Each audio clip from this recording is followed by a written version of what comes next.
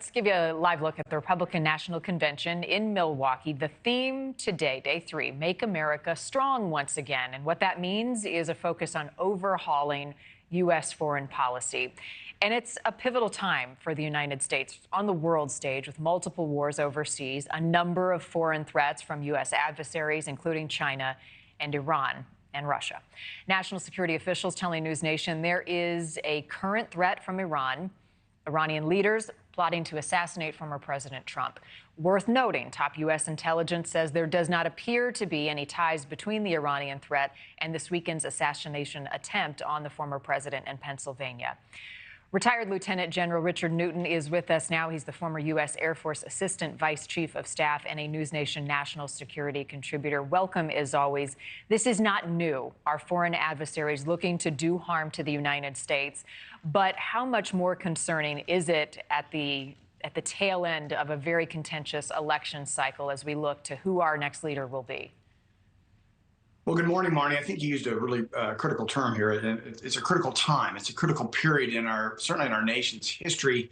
And as we look across not only inside the United States and defending the United States, but also externally in terms of, as you mentioned, lots of conflicts going on and so forth.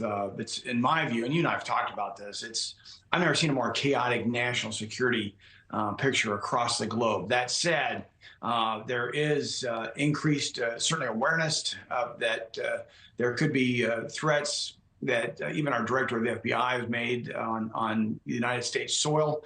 That's not necessarily, I don't want our viewers running for cover. I don't want them walking on eggshells per se. But we do need to be more vigilant in terms of what's happening, certainly overseas, but also what's happening in the United States. I want to dig a little bit deeper on what you just said there. A complicated national security picture. Is that a reflection of the Biden administration's policies? I believe it is. And I believe it's what President Trump and what we're hearing now coming out of the Republican National Convention is more of an America First policy, where you cannot have peace without strength, more hawkish, if you will. If you review the Biden administration for the last couple of years, if you recall, you and I on air for hours, that debacle of withdrawal out of Afghanistan really, to me, showed a sign of lack of perhaps political will demonstrated overseas, but also the fact that the United States was perceived to abandon Afghanistan in the manner that we did. That perhaps opened up a door for, this is my conjecture, but perhaps Putin invading Ukraine, which is the largest land invasion, since World War II. It perhaps gave Iran some sense of, the fact that the United States was not necessarily staying as close to their commitments. I think you'll see under potentially a Trump administration much more of a, as I mentioned, a hawkish approach to that, an America First aspect of that, but also this concept, almost Reaganistic, like, peace through strength will be demonstrated not only in the United States, but overseas as well. Right. I think we all want and hope to believe in a future of strength for America. What is the greatest vulnerability right now on the world stage for the United States? Well, first and foremost, I think securing our borders. That, to me, and that's the number one job of the President of the United States, is to protect the American people.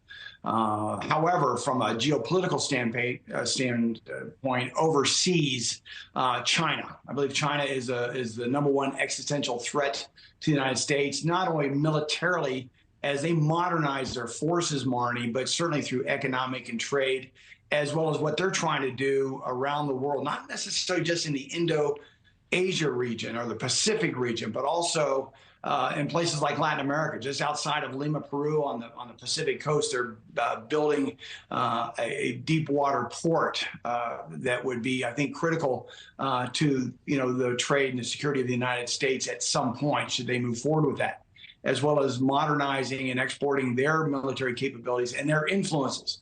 Places like Africa and certainly elsewhere. So I think if you look at that from a U.S. national standpoint, border security, but also if you look at foreign policy, China, I believe, is the number one threat. Thank you for watching. Go to newsnationnow.com to find NewsNation on your television provider. And don't forget to click the red subscribe button below to get more of NewsNation's fact-driven, unbiased coverage.